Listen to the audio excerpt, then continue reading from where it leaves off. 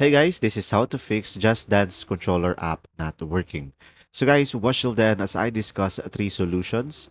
And for Apple users, I will show a step-by-step guide on the left side of the screen.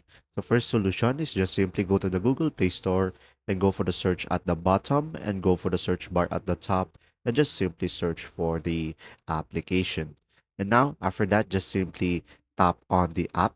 And now from here, when you have an update, you should be able to update it over here and make sure you are running the latest version and just simply tap on the three dots at the top right and make sure to enable the auto update. Now for the second solution is just simply go ahead and go to the settings onto your device and just simply scroll down and go for the apps and just simply tap on the search bar at the top and now just simply search for the application and tap on it. And from here, tap on the storage and tap on clear cache, and you should be able to fix it. But if it still doesn't, just simply tap on clear data and tap on OK, and you should be able to fix the issue.